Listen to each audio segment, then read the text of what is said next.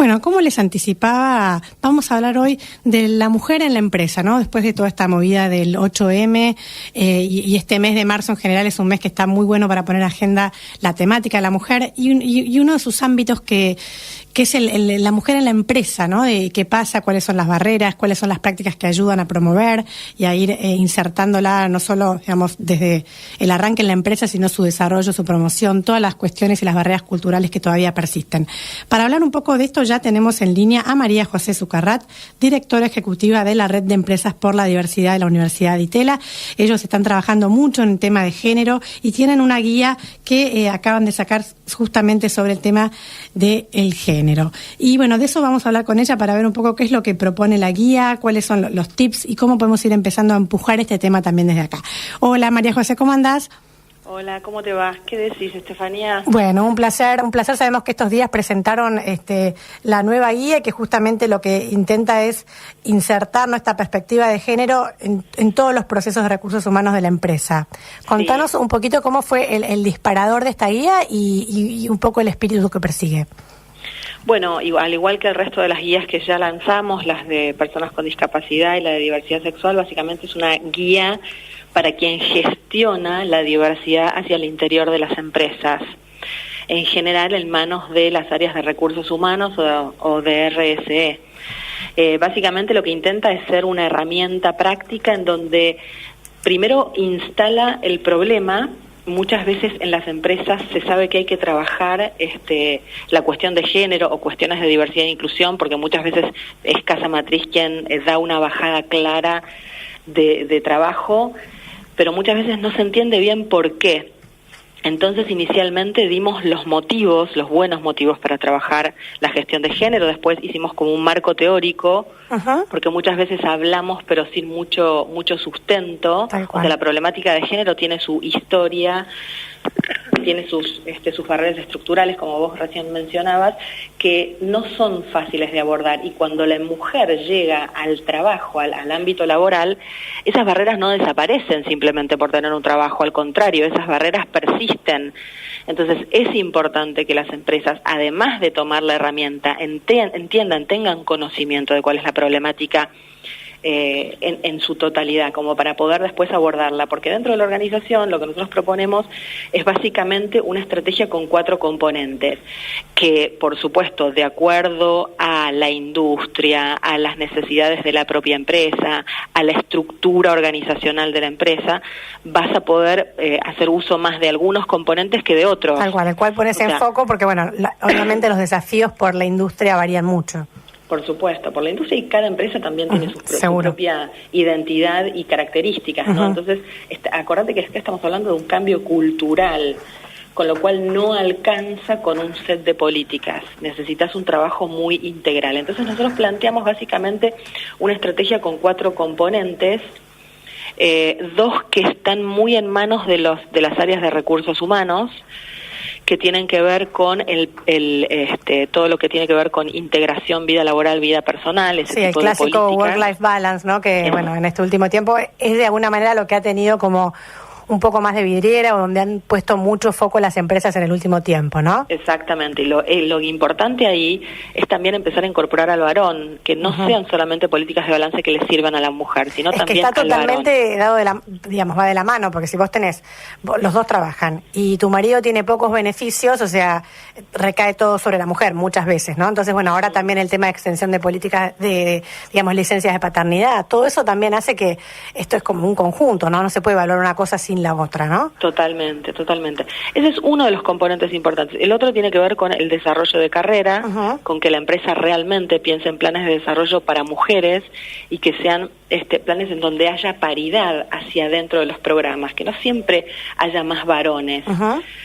Después hablamos de otro componente importante que tiene que ver con las masculinidades, ¿no? Cómo la empresa promueve las masculinidades y todo el trabajo que tiene que hacer con esta promoción de las masculinidades y con trabajar los sesgos inconscientes de varones y de mujeres que van en detrimento de la mujer. Y por último, el componente de autoliderazgo, que tiene que ver un poco con el autodesarrollo y el desarrollo del liderazgo femenino, o sea, de la mujer en realidad, no del liderazgo femenino, sino del desarrollo del liderazgo de la mujer. Majo, si tuvieras que digamos, el tema da para muchísimo, pero si tuvieras que decir, digamos, dentro de estos componentes o de otros que tal vez están, como son subcomponentes de esto, por ejemplo, hablando de brecha salarial de género, bueno, salió un estudio estos días de Mercer, por ejemplo, que habla de una brecha de 12% en cargos de director y después, bueno, un poquito menos, no sé, gerente el 6%. También en el estudio de ustedes se mencionan datos de OCDE en el que la brecha estaba más o menos en el 15,1%, si no me equivoco, para cerca de 20 países. Si tuvieras que decir, digamos, ¿cuáles te parece que son los grandes issues? Si bien son un montón, pero digamos, hablábamos recién del work-life balance, en el que, bueno, de alguna manera se ha puesto foco y decimos, bueno, falta un montón, pero se ha trabajado. ¿Cuáles son los temas en los que te parece que todavía están más descuidados? Depende qué tipo de empresa. Uh-huh. Yo diría que no es lo mismo una pyme que una gran empresa. Uh-huh. Es más probable que las brechas salariales estén un poco más controladas, por así decirlo, sí, en las grandes empresas con políticas más estrictas de igualdad. Es más probable. Entonces, me atrevería a decirlo sin una base sólida de estudio, por supuesto, pero me atrevería a decir que tal vez las empresas que no tienen fuertes políticas, ahí tendría que trabajar más, observar primero las brechas. En las empresas grandes lo que me parece que tienen que trabajar, aunque todas dicen que no es necesario, todo esto de los sesgos inconscientes, empezar a entender que por más ideas de igualdad que tenga la organización, por más código de ética y políticas antidiscriminatorias que tenga la organización, y por más 30% de gerentes que tengan dentro de la organización, 30% de gerentes mujeres que tengan dentro de la organización, hay que trabajar los sesgos inconscientes de género, porque no los ven, los ven, creen que están en una situación de igualdad y no ven que dentro de una organización el gerente general, el director de recursos humanos o ese pequeño grupo que gestiona diversidad no son los únicos que crean cultura y los que impactan directamente en la carrera de mujeres dentro de la organización. Entonces, hay muchos varones y mujeres que tienen sesgos muy marcados de género y que no los vemos fácilmente. Entonces me parece que ese es el gran tema a trabajar. No, totalmente, o sea, digamos, es mucho más, o sea, está buenísimo que la política esté, pero bueno, como pasa de repente con temas de work-life balance, hay un montón de empresas que tienen unos beneficios buenísimos, pero si vos tenés un jefe que no mira con buenos ojos que vos el viernes te vayas a la 1:00, en la práctica el beneficio está bárbaro, pero no lo tomás. Y lo mismo con esto, puede haber una buena política por escrito, pero si la cultura de la organización sigue prevaleciendo una mirada con un sesgo machista importante, bueno, el beneficio queda en el papel. Totalmente. Es como, pero bueno, es lo más difícil, ¿no? Lo más difícil de llegar, digamos, cuando está bien que va de arriba para abajo, o de abajo para arriba, está todo el debate, pero bueno, hay cuestiones que atraviesan toda la empresa y que van más allá del gestor de la política, ¿no? Por supuesto, los cambios culturales no se hacen de un día para el otro ni con un set de políticas, sino que llevan su tiempo y su madurez. Y creo que en la Argentina, en términos generales, estamos recién abriendo. Vos pensás que, bueno, vos hace un rato que estás siguiendo estos temas. Yo creo que habrás visto que en los 2 últimos años se despertó el tema género y en el último explotó. Totalmente. Básicamente, se podría describir de esta forma. Entonces, recién las empresas están empezando a mirar el tema, a meterse en el tema. ¿Cuántas realmente lo entienden? Las menos. ¿Cuántas realmente entienden que la cuestión de género y de diversidad en su conjunto debería ser estratégica y realmente es un componente de competitividad? Eso te iba a decir, está esa mirada, digamos, de que suma la diversidad para el negocio, digamos, sea mujer o la diversidad en su conjunto, una mirada más amplia, desde la inclusión, desde la diversidad sexual, digamos, está esta mirada de decir, bueno, esto es un valor también porque mis clientes también son diversos, porque yo, digamos, está bueno que de alguna manera represente lo mismo que es la sociedad, que es diversa, y me agrega distintas miradas. ¿Está esto de que suma para el negocio o es más bien politically correct? Digamos? Claro, yo creo que a ver, siempre hay una bajada clara y este es uno de los motivos, de los racionales por los cuales se trabaja el tema de la diversidad, y todos lo dicen. Claro, desde el discurso está más instalado.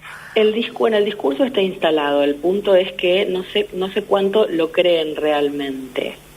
Es difícil de tangibilizar este tipo de... Sí, ¿cómo lo llevas a un número? ¿Cuánto más ganaste por...? Sí, es muy difícil ¿Cuánto mejoró el clima de organización? Y es difícil de cuánto más motivada está la gente porque se siente incluida y considerada. Y es muy difícil bajarlo a un número. Sí impacta, y creo que eso está comprobado, el punto es que la gente todavía no lo ve claramente. Claro. Pero ya lo va a ver, ese es nuestro trabajo. Y Majo, en la guía también, bueno, se menciona el tema de promover buenas prácticas. Un poco del research que ustedes hicieron, si tuvieras que mencionar algunas, digamos, no hace falta que digas empresa o sí, como vos quieras, no hay ningún problema con eso, pero, digamos, buenas prácticas que hayan detectado que puedan ser replicables, ¿no? En este camino hacia la cotizada paridad. Bueno, prácticas muchísimas. A ver, ¿alguna que te haya llamado la atención o por lo novedosa o por el cambio que generó? A ver, depende cuál de los componentes. Si tengo que hablar de work-life balance, admiro aquellas empresas en las que realmente invierten en una licencia de maternidad extendida y con un retorno escalonado, pero seguramente ya conoces ese tipo de prácticas. Pero no puedo dejar de mencionarlas, porque realmente se invierte mucho tiempo y dinero para retener a esas mujeres. Entonces, me parece... Y es un beneficio muy valorado, digamos. La verdad, dentro de la empresa hay algunas que tienen 1 mes, 2 meses más, o volver con un soft landing de pocas horas. Claro. Y van empezando a trabajar cada vez más horas progresivamente, entonces eso me parece que contribuye a que la mujer vuelva. Eso me parece muy bueno. Después, respecto a planes de carrera, me parece que es súper interesante cuando las empresas toman un compromiso sostenido en el tiempo. No sé, IBM hace años que tiene un programa de desarrollo para mujeres líderes interno que lo sostiene todos los años. Me parece que eso muestra un compromiso con la temática a nivel interno. Totalmente. Me parece que esos son esfuerzos que se hacen, que no son que son realmente contundentes y que impactan en el presupuesto y que contribuyen al desarrollo interno, ¿no? A la promoción interna. Después, todo el trabajo que hacen con los sesgos inconscientes, yo creo que tiene que ver un poco con los workshops y las clases. Hay empresas muy comprometidas que dan muchísimos workshops de sesgos inconscientes. El punto es que no quede solo en el workshop, ¿no? Sino que después la gente, o sea, que el workshop realmente haga un call to action a que las personas hagan una revisión interna real para poder realmente derribar eso, o por lo menos neutralizar esos sesgos inconscientes. Esos me parece que son las prácticas. Hay bastantes movidas. Y un poco, digamos, ¿cuál es también hay, digamos, como una movida más amplia, ¿no? De ver el tema, por ejemplo, de la brecha salarial, se habla a nivel gobierno. ¿Cómo te parece que este tema va a ir permeando? Y bueno, también hay detractores, viste, como siempre, ¿no? Pero, digamos, con todo este movimiento 8M que tiene muchas aristas, pero bueno, enfocándola un poco más hacia el tema del trabajo, ¿cómo crees que esto va de alguna manera a impulsar también los cambios al interior de la empresa? Yo creo que es muy bueno que más allá del resultado que vaya a tener el gobierno con toda esta movida del 8M y con todas las leyes que están impulsando, más allá de lo que realmente quede de eso, yo creo que el movimiento social y político que se está dando alrededor de la temática hace suficiente presión político, social, de los organismos internacionales, de la academia. Es decir, creo que todo este movimiento hace suficiente presión para que las empresas empiecen a prestar mucha más atención, por ejemplo, en sus brechas salariales, y empiecen a declararlo, por ejemplo, en sus reportes de sustentabilidad. Entonces, las brechas es un tema muy delicado, porque es difícil que las empresas abran sus libros, que transparenten los salarios, digamos, incluso entre empleados. Bueno, hay empresas que lo tienen muy, muy regulado, en el sentido, vos sos un F1, en los nombres, en qué posición estás, pero después... la banda salarial. Claro, pero dentro de ese, en general, también hay como... una banda, entonces esa banda es la que a veces puede jugar, ¿no? En temas de género. La banda está buena porque de alguna manera neutraliza, se enfoca en cuál es la tarea, cuál es el área, y eso es lo que debes cobrar, es como una tabla, básicamente, con lo cual que haya bandas está bueno. El punto es que si vos comparás un director en una empresa en donde, por ejemplo, por decirte algo, legales, que es un área en donde tradicionalmente es llevada por mujeres, legales, recursos humanos, responsabilidad social, son áreas femeninas en las que generalmente predominan las mujeres. Entonces, si vos comparás en una empresa en donde el área de legales no es tan importante, comparás el salario de una directora mujer, directora de legales que es mujer, contra el director comercial que es varón, es muy probable que haya una brecha salarial. Entonces, hay que tener cuidado cuando hablamos de brechas, porque en general, cuando se habla de brecha país, brecha salarial de un país, ahí se mete todo junto. ¿Qué es lo que cobra cuál es la masa salarial bruta de los varones contra la de las mujeres anualmente? Entonces, ahí hay no ves puesto muchos por puesto, condimentos, claro, que no los ves, no ves el nivel jerárquico. Claro, que en realidad pues son como dos puntos, ¿no? Por un lado, la brecha salarial en sí, por ejemplo, este estudio de Mercer hablaba de en la posición de gerente general del 12, en director un 9, en gerente el 6, supervisor el 4 y analista un 7. Pero después probablemente el estudio de Mercer, que no lo vi, pero me parece que Eugenia lo contó, Eugenia de Mercer, está comparando la industria, o sea, el mercado argentino, sí, es decir, está comparando gerente general de una empresa versus el de otra, con lo cual ahí la brecha salarial es un indicador de mercado, no de la empresa. Claro, porque no tenés la misma posición replicada dos veces. No, pero no tenés no estamos hablando de una misma empresa, o sea, la empresa ya poco puede hacer cuando hay una brecha de mercado. Sí trabajará con la información de Mercer para poner sus salarios a nivel de mercado, pero también tiene que, lo interesante es al interior de la empresa y que no haya grandes diferencias entre su propia compañía. Por supuesto, más vale. Sí, yo creo que ese es el gran tema. De todas maneras, la otra punta del estudio que me pareció piola y que va un poco con lo que vos decías antes, que también sondearon un poco la presencia de mujeres en distintos puestos, o sea, no solo la brecha salarial, sino, por ejemplo, que en gerentes generales solo el 6% son mujeres, en directores solo el 15%, en gerente 27%, entonces ahí también vos decís, bueno, cuando ves toda la masa salarial, lo que vos decías, bueno, obviamente si hay más directores varones o más gerentes varones, que esos puestos tienen más salario, obviamente si comparas toda la masa contra toda la masa también te va a dar una brecha aún mayor, ¿no? Pero sí, creo que hay, digamos, ahí hay como mucho para trabajar, digamos, en el salario en sí, pero también en las posibilidades, como vos decías antes, de carrera, de acompañar y que haya una planificación de desarrollo al interior de las empresas. Por supuesto, porque la idea es promover personas que estén aptas para cubrir el puesto. Seguro. Sí, no es una cuestión de cupos, que también es otra cosa debatida, ¿no? Si el cupo sí o el cupo no, pero mejor que llegue el más preparado. Y bueno, y ahí hay también todo un debate esa es la gran excusa, que llegue la persona que está preparada. Pero claro, si nunca preparás a las mujeres y nunca permitís que hagan un desarrollo de carrera y no las acompañás, es difícil que lleguen. Obvio. No, y en algunas también, en algunas empresas que me pareció una iniciativa que está piola, es que dicen, o sea, no cupo de ocupar el puesto, pero sí cupo en las entrevistas, en las ternas, por ejemplo. Claro. O sea, que en la terna haya un 30% de mujer. Entonces, bueno, por lo menos que le des la posibilidad de escucharla, pero bueno, igual tenés que ir más hacia atrás. Claro, tenés que ir más hacia atrás con la preparación, ¿no? Claramente, porque si no, llega la entrevista y nada. Claro, la rebotan. Tal cual.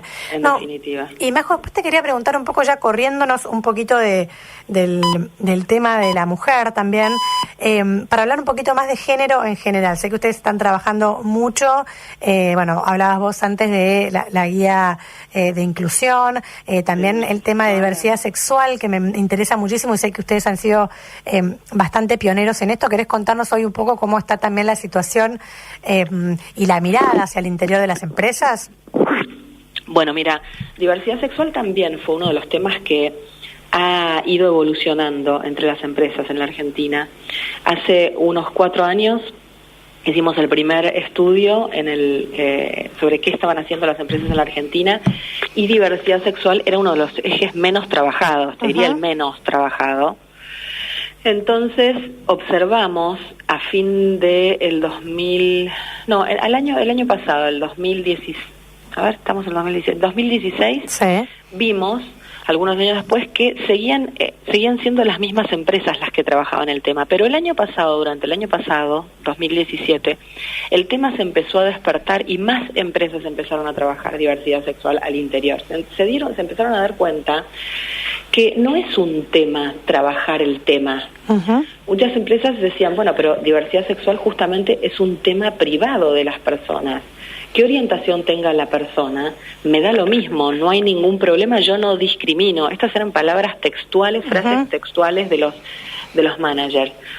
Y sí, por supuesto, no te tiene que importar cuál es su orientación sexual. Lo que sí te tiene que importar es que la empresa sea un lugar inclusivo y que acoja a todas las personas, incluso a las de la diversidad sexual, ¿no? En realidad las de la diversidad sexual somos todos, heterosexuales, homosexuales, todos.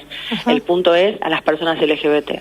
Entonces, empezaron a entender que abrir la puerta para hablar del tema y que cada cual se exprese como quiera expresarse, es una ventaja en donde les da un espacio para trabajar a las personas LGBT, en donde sienten que son aceptadas y retenidas, por ende. Entonces creo que las empresas y están haciendo ese clic, estamos como en ese momento, están haciendo ese clic en donde ya no es tabú hablar del tema, ya no es un tabú ponerlo sobre la mesa y decir, mira, esta empresa quiere hablar del tema, hablemos de lo que quieras, pero en esta empresa se abre la puerta para hablar del tema. Y me parece que eso es un signo de madurez. Sí, totalmente. Yo me acuerdo haber armado una nota para el sitio, creo que hace 3 años, o 2 años y pico, y la verdad que nos costó encontrar casos, y había muchas de las tecnológicas que eran las que a priori tenían más afinidad con el tema, porque tenían grupos también internacionales dentro de las empresas que empujaban esto, y era un tema, me acuerdo haber titulado "Las empresas argentinas salen del placar", y era, digamos, muy difícil, ¿no? Encontrar y que quisieran hablar y demás. Y hoy, el año pasado, me parece, digamos, como lo mismo que decís vos, que estalló, que hoy el tema ya no es tabú, que se habla. Antes decían, bueno, ¿qué voy a hablar de esto en la empresa? Era como impensado, y hoy sí. Claro. Y creo que ese es como un gran avance, y bueno, me parece que en breve te vamos a volver a llamar para profundizar eso, ¿te parece? Buenísimo, genial. Pero bueno, es por lo menos para anticipar un poquito, porque me parece que están haciendo un gran trabajo ahí, y es otro de los temas grandes de agenda este año. Pero bueno, muchísimas gracias por compartir todos los detalles de la guía. ¿Querés decirnos, Majo, dónde se puede bajar? Sí, entrando a la página de la Universidad Torcuato Di Tella, que es www.utdt.edu/red. Sí. Ahí van a encontrar la página de la red alojada, y van a ver en sección investigaciones y proyectos, van a ver la tapa de todas las guías, incluso de esta, y pueden hacer clic y descargarlo automáticamente. Buenísimo, así que bueno, todo una buena aproximación a lo que es el tema de género en las empresas, con todos estos componentes que nos comentaba Majo, que tienen que ver con integración, vida laboral personal, desarrollo de carreras, todo el tema de autoliderazgo, promoción de las masculinidades, y bueno, y casos y demás cosas que también los van a ayudar para poner el tema en agenda en las propias empresas. Muchísimas gracias, Majo, por acompañarnos hoy, y en breve retomamos para seguir con mucho más de esto, ¿vale? Gracias, Estefanía, un beso. Un placer, hasta luego. Chao, chao. Era María José Zucarrat, directora ejecutiva de la Red de Empresas por la Diversidad de la Universidad de Tella. No se vayan. Estás escuchando Tres Mandamientos.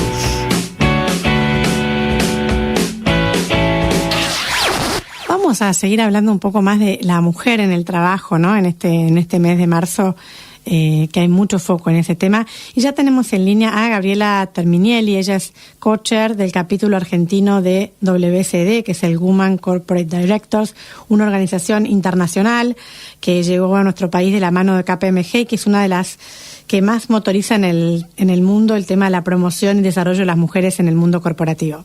Hola, Gabriela, ¿cómo andás? Hola, ¿cómo estás? Buenos días. Un placer tenerte en el programa hoy. Gracias. Contanos un poco, Gabriela, sé que estuviste también en el Ring de Bell, esta movida que ya por segundo año se viene haciendo en las bolsas del mundo, y Argentina se sumó por segundo año también, este año todavía con mayor visibilidad. Estuvo Carolina Stanley, el año pasado tuvo un poquito más de bajo perfil. ¿Querés contarnos un poquito la movida de Ring de Bell, y después ya vamos un poco más al trasfondo de la cosa? Bueno, el Ring de Bell es como lo decís muy bien, es un movimiento mundial que sirve para concientizar profundizar la falta de mujeres en estos ámbitos, especialmente en el sector financiero. Ya La Niña Sin Miedo fue un hito, ¿no? En la puerta de Wall Street, enfrentando al toro, y un poco en esta línea es el Ring de Bell. Este año, como vos decís, también tuvo un impacto muy grande, estuvo muy bien organizado por la CNB, el BIMA, y lo más significativo a mi criterio es que tenemos un estudio nuevo argentino de la cantidad de mujeres que hay en los directorios de las empresas cotizantes en bolsa. Mira qué bueno, ¿querés contarnos un poquito? Mira, para no llenarte de números, solamente el 10% de los directorios de las empresas que cotizan en bolsa tienen, el 10% es ocupado por mujeres de estos directorios. El 97% de las empresas tienen un presidente varón, con lo cual estamos realmente mal. Estamos muy mal, porque a veces tomábamos números de otros países o hacíamos también estábamos basados en estadísticas que no eran demasiado confiables. Hoy tenemos un estudio confiable y eso es muy importante, es un avance muy grande. Saber dónde estás parado, ¿no? Uno se imagina que estamos mal, pero está bueno saber cuán mal estamos, ¿no? Por supuesto. Y la verdad que los números son tremendos. Cuando vos ves el estudio de WEF que dice que vamos a tardar 217 años, creo, porque encima respecto del anterior estamos peor.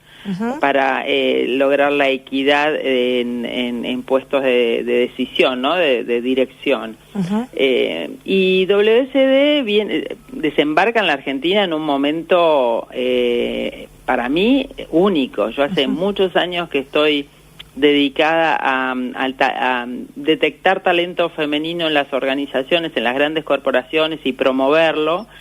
Y este año se está dando una conjunción de temas con la presidencia del G20, el eje del W20. Nosotros estamos muy enfocadas, son las integrantes de WSD, las miembros son mujeres de negocios, con lo cual esta red se destaca o se distingue de otras, porque realmente más allá del género que nos importa a todas, hay un tema de mujeres haciendo negocios. Es una red diferente que desembarcó el año pasado en abril, tuvo un éxito, la verdad, superó nuestras expectativas. ¿Cuántos miembros tienen acá? Y tenemos alrededor de 30, lo cual nos hace un capítulo modelo en el mundo. En el mundo hay 80 capítulos.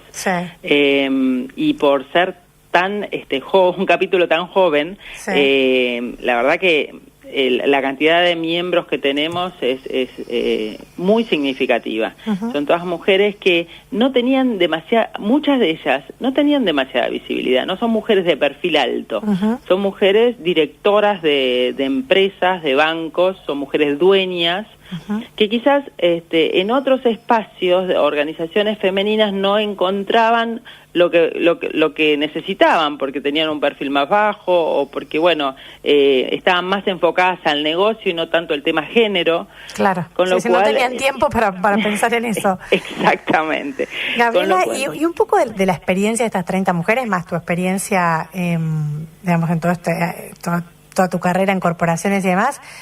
Si tuvieras que decir, 2 o 3 de las principales barreras que crees que hoy las mujeres todavía se enfrentan en el mundo corporativo. Sé que son muchas, podemos hablar de brecha de género, del desafío del work-life balance, del desarrollo de carrera, hay un millón, pero para vos. Mira, todo eso existe. Por ejemplo, cuando hablamos de lo que tienen que hacer las empresas para promover mujeres, ya las empresas están haciendo mucho en cuanto a flexibilidad, están ya hablando de las licencias, están hablando. El tema es cómo la mujer encara su carrera.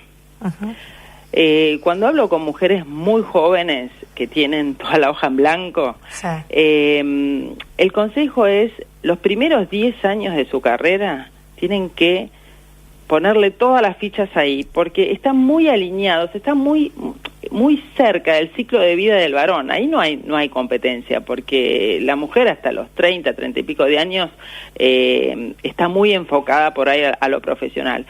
los estudios dicen que empiezan a perder talento femenino las empresas alrededor de los 30 años de las mujeres, que es el momento donde, por un lado, coinciden las promociones, pero también coincide con el momento del ciclo de vida de la mujer que piensa en general, armar una familia o la maternidad.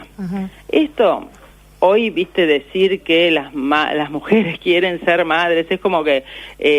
obviamente que hay un montón de mujeres que no lo eligen y está muy bien, pero hablamos de la mayoría. Y con lo cual, yo creo que si las empresas acompañaran este ciclo de vida y, por ejemplo, promocionaran a las mujeres antes que a los varones, si tienen que relocalizarlas, bueno, que sea antes.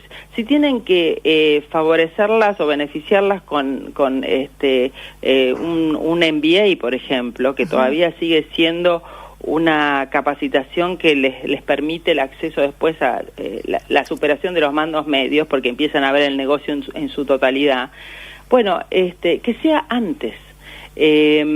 Por ejemplo, las mujeres no están, en general, en las cámaras, en las asociaciones, en las entidades, cuando son muy jóvenes. Vos ves poca representación femenina. Y esos son lugares donde se va construyendo la carrera profesional, donde se va construyendo poder. Seguro. Y es un lugar donde no están. Las mujeres en general están en las oficinas haciendo el trabajo interno del detalle, de la planilla, y es una forma de encarar distinto la carrera profesional. O sea, empezar a generar más networking más temprano. Y buen networking. Porque viste que dicen que en general las mujeres no pueden hacer networking porque a las 6 de la tarde salen corriendo para sus casas, porque es verdad, tenés ganas de llegar a tu casa si tenés hijos, o si no tenés hijos, dedicarte a cuestiones personales. Obvio, sí. Pero hay un networking que se hace de 9 a 18. Hay un networking, y es el networking que sirve, es el networking donde vos tenés reuniones, como te decía, en entidades gremiales, salís al mundo, conoces cámaras, entidades, qué se está hablando, con lo cual construís una carrera distinta.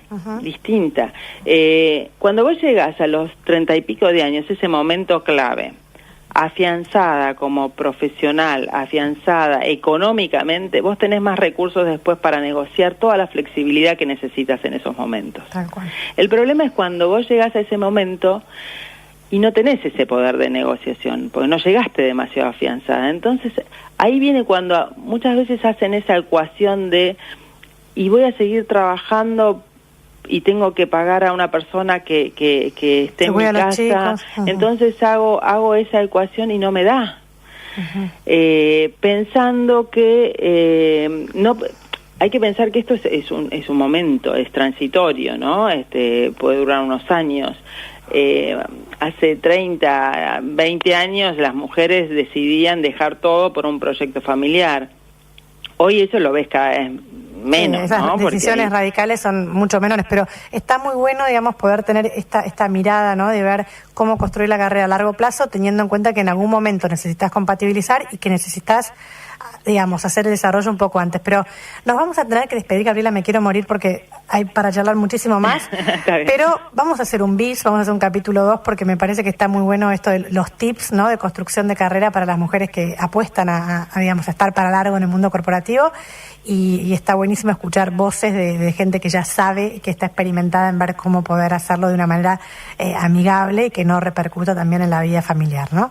Bueno, estoy a disposición cuando quieras. Dale, y después ya nos seguirás contando un poco lo que pasa acá en el capítulo argentino y cómo sigue la movida este año, como vos decías, con tanta cosa, ¿no? Con el G20, con el Women 20, mucha cosa. Hay mucha cosa para contar, así que bueno, y compartir con ustedes. Dale, entonces. Te agradezco mucho. Por nada, Gabriela, un placer, que andes bien. Un beso, hasta luego.